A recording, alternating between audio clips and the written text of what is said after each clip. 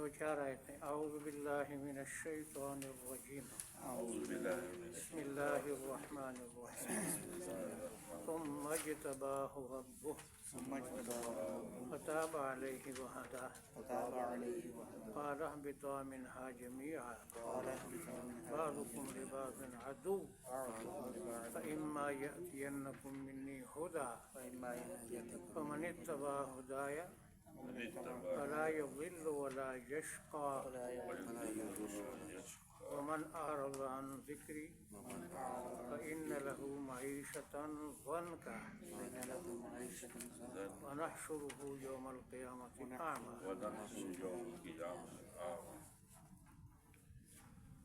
حضرت آدم علیہ السلام کا ابلیس کے وسوسے کا شکار ہو کر اور نسیان کا شکار ہو کر ایک ان سے حکم ٹوٹا، اور اس کے بارے میں تھوڑی سی بات عصمت انبیاء کی اشارتاً کی تھی. اور اللہ تعالیٰ ہمیشہ اپنے نیک بندوں سے ناراض نہیں ہوتا. جلدی اللہ تعالیٰ نے پھر ان کو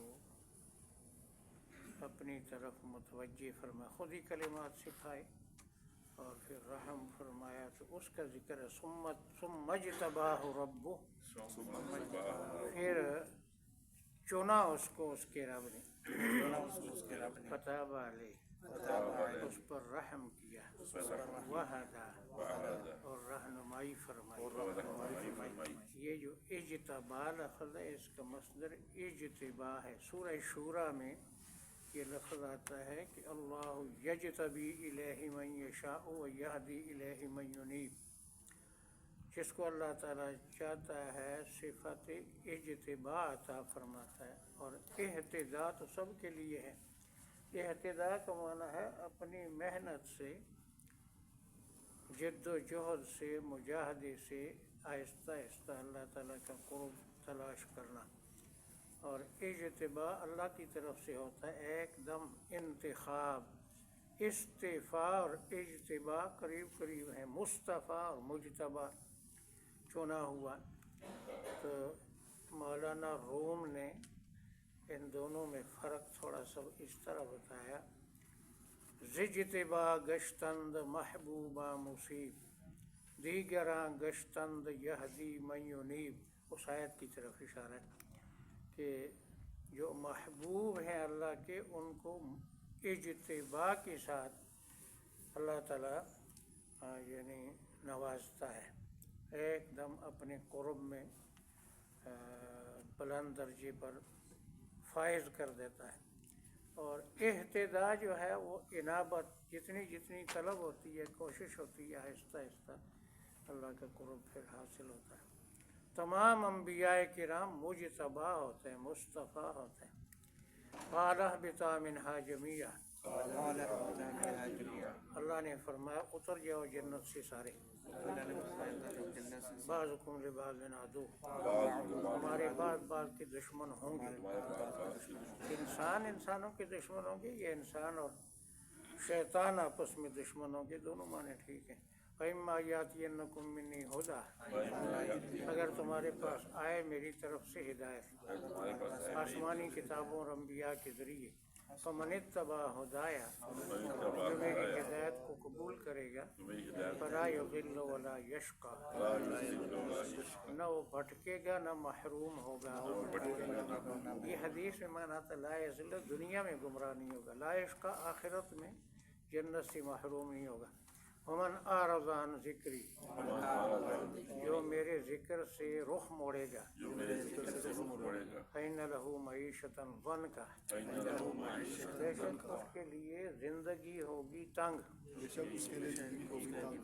معیشة، زندگی، گزران، روش تنگ ہوگی.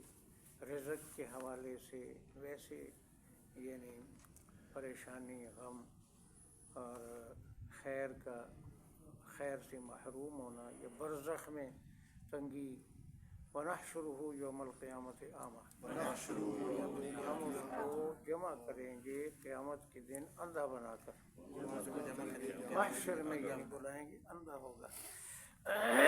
قال عرض کرے گا رب لم حشرتنی اعمیٰ، میرے رب تو نے مجھے اندھا کیوں اٹھایا، وقد کنت بصیرا، دنیا میں تو میں بینا تھا، آنکھوں والا تھا، دیکھتا تھا۔ قال اللہ تعالیٰ جواب دیں گے کذالک اتتک آیاتنا، اسی طرح ہماری آیتیں تیرے پاس آئی تھیں، ونسیتھا، تو نے ان کو بھلا دیا تھا، وکذالک الیوم تنسیٰ، اسی طرح آج تجھے بھلا دیا جائے گا، یعنی رحمت کرتے ہوئے تجھے چھوڑ دیا جائے گا محروم۔ یہ جو آیت ہے کہ آیتیں آئی تھی تو انہیں بھلا دیا، اس کے ظاہری ترجمے سے علماء نے لکھا ہے کہ قرآن یاد کر کے بلانا بڑا گناہ ہے، آیتیں آئی تھیں تو انہیں ان کو بلا دیا۔ یاد کرنا سنت ہے اور یاد رکھنا پھر بہت ضروری ہے، بلانا نہیں چاہیے۔